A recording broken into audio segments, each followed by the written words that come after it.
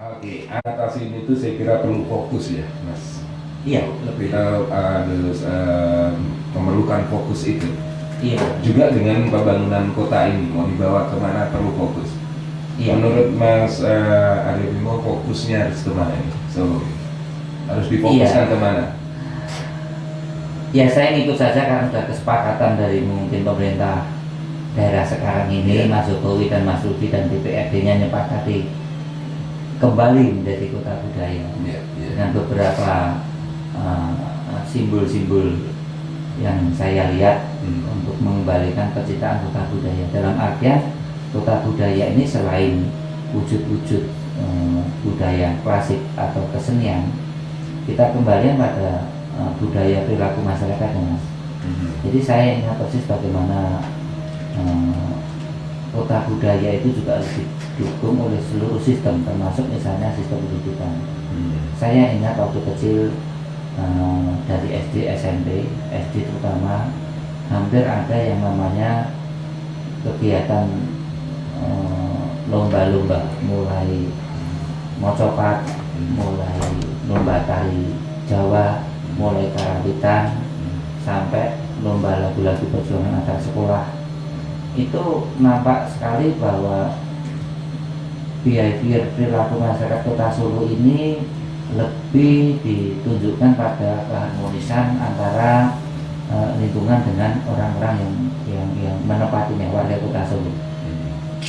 Sejak SD kita diajak jalan-jalan di Kota Solo ini, bijak muter-muter di Kota Solo ini untuk kenal terhadap lingkungan, untuk cinta terhadap lingkungan, untuk ngerti apa itu Mangkunegaran, apa itu Kraton Kasunanan, apa itu Banjarsari, apa itu Tetromadi, apa itu Balai Kambang, apa itu Bengawan Solo, ya kan? Diceritakan apa itu keris. Itu benar-benar tidak hanya kita itu baca buku, tapi memang dikenalkan secara langsung. Jadi semacam bagaimana hubungan antara siswa dengan lingkungan di tempatnya. Nah, terus baru meninggalkan Solo untuk kuliah atau ya temennya Mas Duto di Gajah Mada. Juniornya Mas Duto ya. Oke, nah ini monggo Mas. Ini tadi pertanyaan dari Soy 5387 ini mengenai bagaimana nih? Ya kalau bicara kota budaya jadi kota pariwisata, multiplier efeknya itu ke industri UKM, Mas.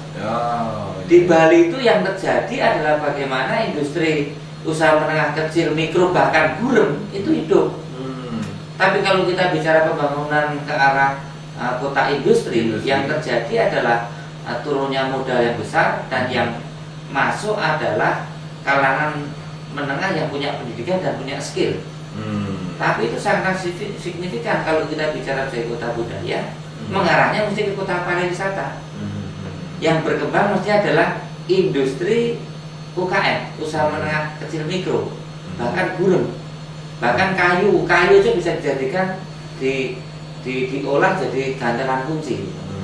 Nah ini yang saya kira tidak perlu dikhawatirkan dari SMS yang masuk, bagaimana mengembangkan usaha kecil untuk lebih menggalakkan atau memunculkan lapangan kerja dengan sendirinya. Saya kira itu seperti tadi dikatakan, kita nggak melihat kalau itu menjadi kota budaya seperti Mas Pendek katakan, positioning karawitan atau keroncong aja.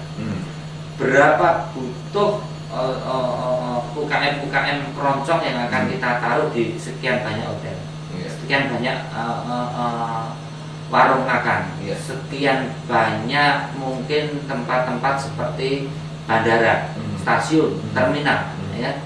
Itu baru industri UKM yang berbasis kesenian, ya. Belum nanti tapi industri basnya kan menjadi tumbuh ini. Menjadi tumbuh. Ya kan? Saya kira itu multiplier efeknya akan ke situ.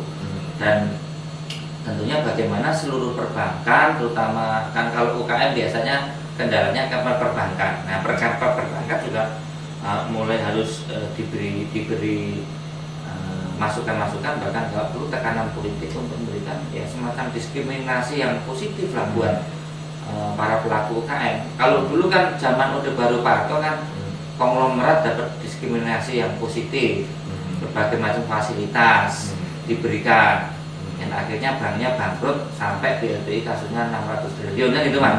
Nah sekarang ini harus ada sesuatu keberanian untuk membalikkan pola pikir kalangan perbankan bagaimana memberi penguatan pada industri UKM untuk bisa maju. Nah positioning sebagai kota budaya yang arahnya mesti adalah kota pariwisata. Nah, kota pariwisata ini tentunya akan mendatangkan turis-turis baik lokal maupun turis-turis luar yang tentunya ini akan lebih hidup.